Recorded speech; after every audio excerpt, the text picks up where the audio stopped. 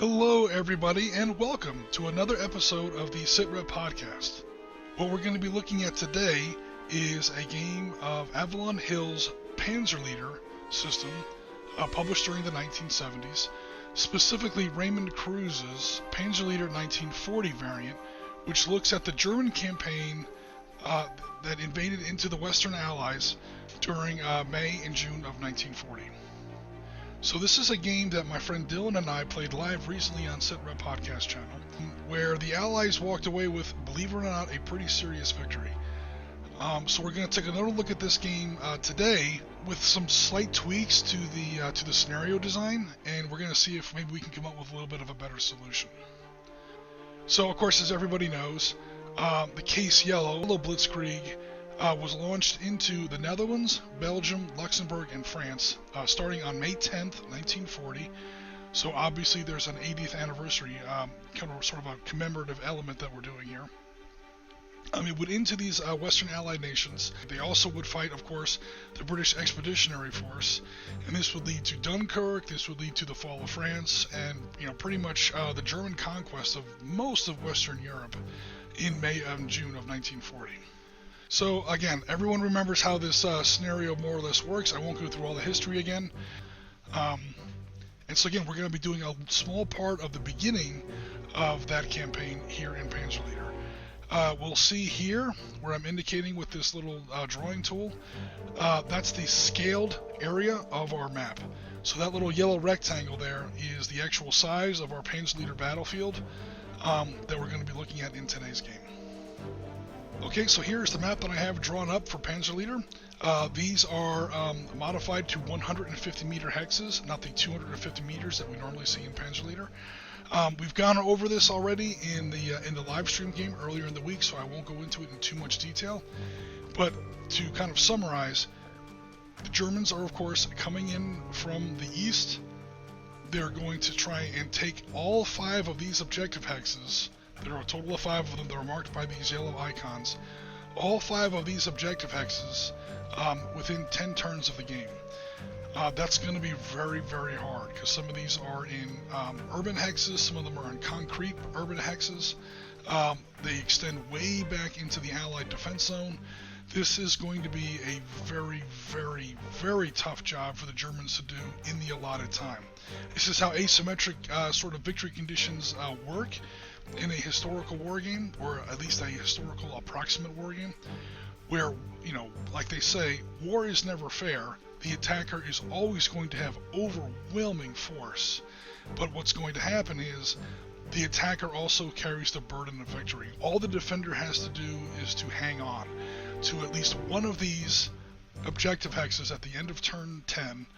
If the Belgians or the French, we'll get into that in just a second, if the Allies can hold on to at least one of these objective hexes at the end of the game, they win. They have to continue to exist. That's literally all the Allies have to do. And that's where you get your balance in a game that is historically accurate. Because again, in actual historical military battles, the sides are never even. The attacker almost always has overwhelming force. If the attacker didn't have overwhelming force, the attacker wouldn't have launched the attack. So the way you wind up with a fair and fun and challenging game for both sides, obviously, is the attacker has the advantage in firepower and maneuver and everything else. Pretty much he has the much, much better force. And the defender has the advantage in victory conditions. So this might look familiar to people who are watching our stream earlier in the week.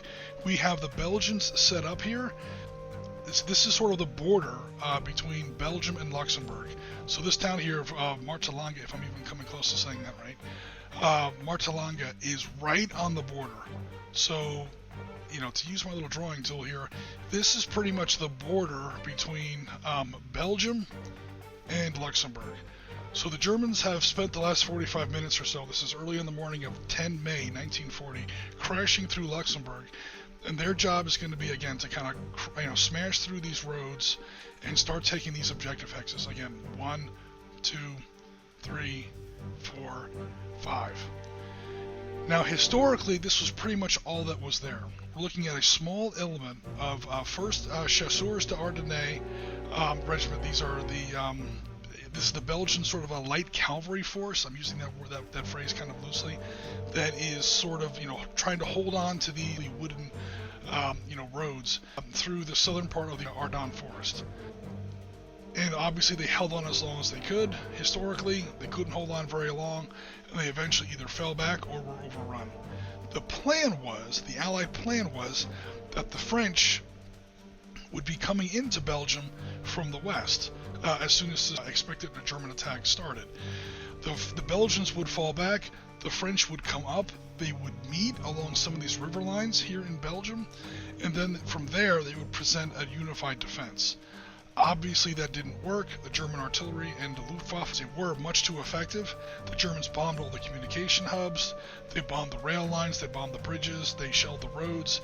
They made it basically impossible for the French to mobilize quickly enough to help the Belgians. So what we're going to do here, and what we did on this last Sunday with my game with Dylan, is we sort of ignored that, and we said, what could the opening hours of Case Yellow have looked like if the Allied defense and mobilization plans had worked a little better? So what that means in regards to this scenario is we are going to have a French force made up of the French units that were scheduled to fight here. They didn't really make it historically, but these are some of the French units that we have coming in the west side of the table at the beginning of turn 4. Now, this is one of the changes we had from Sunday's game where they came in on turn 3. In today's game, we're going to have them come in on turn 4. And so we have, Cuirassiers, we have motorized dragoons, and we have a small armored car regiment. Again, not the whole thing, but the leading elements of this French 5th DLC coming on, that's hopefully going to meet up with the Belgians as they try to slow down the Germans coming in here from the, oops, let me fix that super fast, from these Germans coming in from the east. One of the few things that we are adding to the German order of battle that we did not have in Sunday's game, we are going to be including 2 batteries of 73rd Panzer Artillerie Regiment. So we're going to have 2 batteries of German 10.5 centimeter howitzers off the table added to the German order of battle. Other than that, this game is pretty much a solid replay of the game that we had on Sunday. The only 2 changes that we're kind of doing is we are, again, having the French come in on turn 4 instead of turn 3, and we are including 2 batteries of German towed artillery off-table missions, specifically 10.5 centimeter howitzers. So to start this game, I pretty much kept the first turn as it played out more or less exactly the way it did with Dylan live on Sunday. The Germans entered the eastern side of the table along all the same axes of advance that they did on Sunday's game. I made a very, very slight adjustment to the leading edge of 1st Panzer Battalion with some Mark IVs, some Panzer Mark IVs, and some Mark IIIs. That came in toward this first Belgian town from a slightly different angle. They came in a little bit more from the north than they did in Sunday's game. The Belgians had the same sort of a phased withdrawal. They denied battle in those first 2 town hexes. That's here and here that we saw Dylan do. That was actually a really good move on Dylan's part, so I kept that for the Belgians in this replay. The Belgians fell back. They denied that battle. They gave away those first 2 hexes, but again, they also made sure that the fight would take place inside the town. Notice that the German direct fire artillery cannot shoot through these hexes into where the real battle is going to take place. So by falling back into the town, they took a lot of the German direct fire artillery out of the battle, at least for the first turn or 2. And they made the Germans go in and engage the Belgians in a street fight, which with tanks is never, a really good idea. We also had the German recon battalion sort of try to sneak by the north here, along with a little bit of light tanks from the Panzer Regiment. It didn't really work. Again, we kept that same cat attack that Dylan executed on Sunday, went into the north, scored a good roll. Again, I kept all that just because it was interesting and it was fun. And again, the Belgians are probably going to need all the help they can get. So everything that went right for the Belgians on turn 1 in Sunday's live game, I just went ahead and kept. And so we have these two platoons, or really a platoon of Belgian rifles and a section of light machine guns, attacking north with what Panzer Leader calls close assault tactics, or a cat attack. The cat attacked through the woods, and they hit these German recon vehicles from the south, pinned them down, disorganized them. Again, the Panzer Leader term is dispersed. Dispersed them, probably setting them up for a cavalry action. Yes, that's actually horse cavalry. Coming out of the west there. So, we'll see what happens. But again, this first turn is more or less the way the game went on in Sunday's live game. Alright, here's where things start going a little differently. Is turn 2. So on turn 2, the first thing the Germans do is, now that they have Belgian units in this central town here, already spotted at the beginning of their turn 2 this is, you can't fire or call artillery missions on a unit in Panzer Leader until it is spotted. And it's not, if it's in any kind of cover, woods, towns, things like that, it's not spotted until one of two things happens. They're either adjacent to it or they fire. And you have, eyes on them when they fire. Your usual line of sight, line of fire mechanic in most war games. Both criteria were met, because the Germans did have units that were adjacent to them, and they did have eyes on the Belgians when the Belgians launched their close assault tactics out of that town at the beginning of the German turn 2. So the Germans begin turn 2 by calling in all their artillery. Again, they have 2 batteries of 10.5 centimeter howitzers off the table. The Belgians also fire some mortars and blow up some German trucks. The Germans start to recover a little bit in the north. They manage to rally some of their light armor up there with 4th Reconnaissance Battalion up there in the north. They're helped in no small part by a pair of Stuka strikes I brought in to kind of bust up that Belgian infantry that was hiding there in the woods. And we outflanked some of the Belgian cavalry. The Belgian cavalry did launch a cat attack. Again, close assault tactics. You're going to hear that phrase a lot. Cat attack. It stands for close assault tactics. It's a close infantry, or in this case, cavalry assault. And caused a lot of problems here for, again, these light German tanks and armored cars. But again, that pins down the Belgian infantry. The Germans are going to have a huge advantage, not only in firepower, but mobility in this game. So the Germans pretty much swung around the Belgian cavalry. A tank is usually faster than a horse, especially German armored car is definitely faster than a horse. And that's reflected in the movement rates.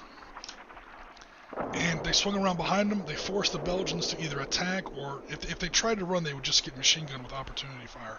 So they had to launch a cat attack, and they did pretty well. They dispersed all those German tanks again and armored cars. But that was also the Belgians' turn. And what this is doing is this is fixing the Belgian cavalry in place. So on turn 3, that Belgian cavalry is pretty much going to be toast. This, combined with the loss of the Belgian infantry in those northern woods, is pretty much going to be the end of the Belgian left wing. So that's going to open up the whole northern side of the battlefield here for German fast armor, again, armored cars and light tanks, Panzerkampfwagen Mark IIs, to seize this river crossing, or this stream crossing here, and maybe even get to the small crossroads objective X here.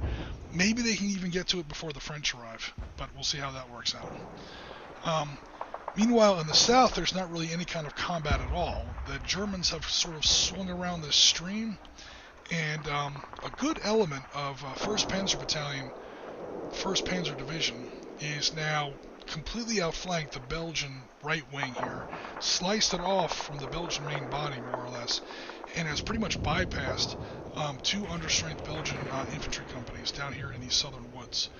I can't, as the German player, quote unquote, I can't really ignore these Belgians to the south. I'm going to have to do something about them eventually. But for now, again, that's how Blitzkrieg works. The tanks strike into the voids, they bypass the main enemy resistance. I know that's not really what I'm doing here in the center, but that's an objective X. I have to take that. The main idea that you're supposed to do as a German player: bypass main enemy resistance points, okay, and then leave the infantry that's more or less immobile to be dealt with by your follow-on infantry and your artillery. and that's coming later on in turns 3 and 4. But for now, that's the situation here in our Panzer Leader game. Okay, so now we're on turn 3. And yeah, pretty much as I expected, things are turning out not so hot for the Belgians in some of these places. Okay, so let's start off in the north. Again, up here in the north, we have these Belgians that are pretty much in dire straits. These Belgian cavalry. 2 of their platoons have been wiped out. That's 100 horsemen, either killed, wounded, or scattered. And we have 1 platoon left that is pretty much pinned down. They're still doing a pretty good job at tying up some of these German tanks and armored cars here. Other tanks and armored cars have come in and are pretty much going to finish them off. Some German armored cars have already bypassed them, and these wagons weren't here yet. So the Germans go first, and then this armored car platoon rushed forward and took that objective hex. That is the first out of 5 objective hexes that the Germans have to take.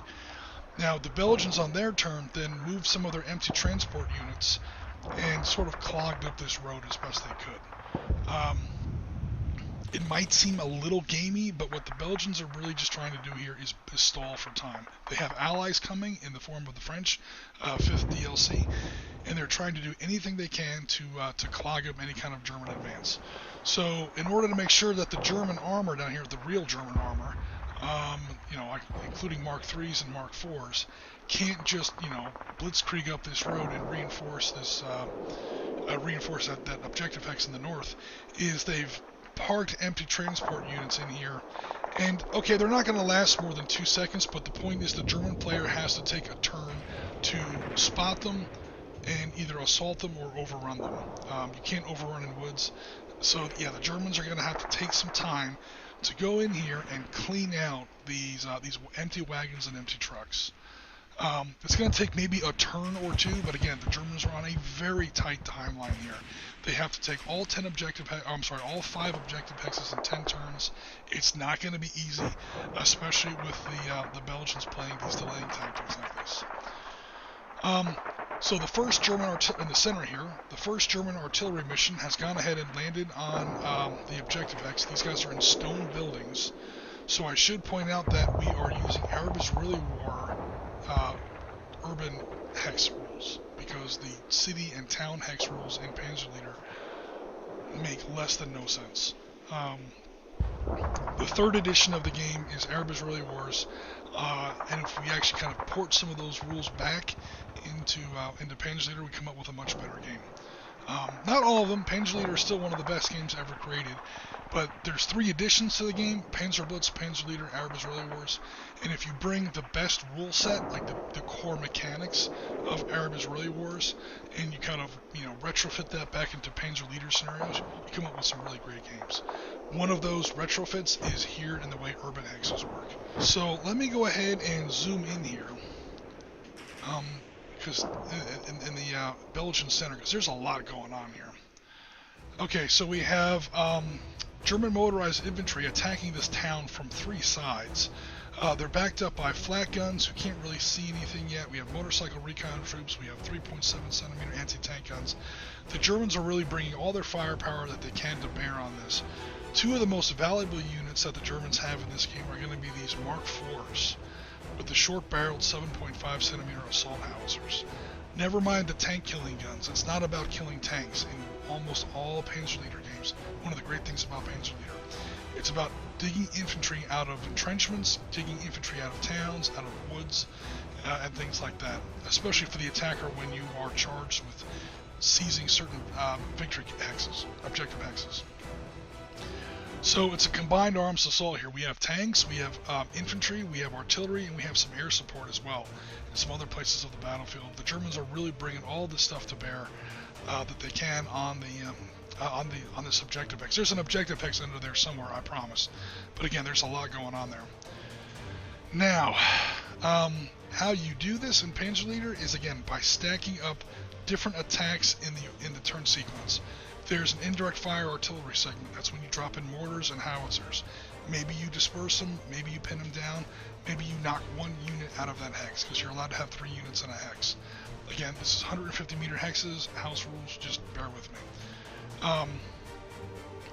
So you weaken the hex a little bit in your indirect fire. Then you have an air segment. Then you have a direct fire segment. Then you have an overrun segment if applicable. Then you have a close assault segment if applicable. So you can attack a single hex up to like 4 or 5 times in a turn if conditions are perfect, and if you as a player have really set up your attack perfectly. And this is where Panzer Leader shines. This is a game of detail and planning and execution. This game doesn't have, you know, special rules that kind of hold your hand for you and here's how you do this and here's how you do that. You have to, if you want to have like a certain kind of an assault, of a multi-phased assault, there's no special rule that you can access out of a book. You have to actually set up your units and do it on your own. And the rules will then organically deliver, better results for you through the use of how dispersed units work, how they're more vulnerable to subsequent phases of the turn sequence, how direct fire works versus overruns versus close assault tactics and things like that. And this is where, you know, Panzer Leader really kind of becomes a high skill cap game where you really start to realize if you're an experienced player and you know military tactics and you want to try and use them on an actual table, you come up with some pretty good results. All that withstanding, the Belgians are still holding on here. The Germans are throwing some brick dice. There are some 5s and 6s here, and again, the Belgians are you know, just tough. They have the usual, you know, 6 allied defense factors, and for the rifle platoons anyway. And again, they're in stone buildings, so you know, the Germans have their work cut out for them.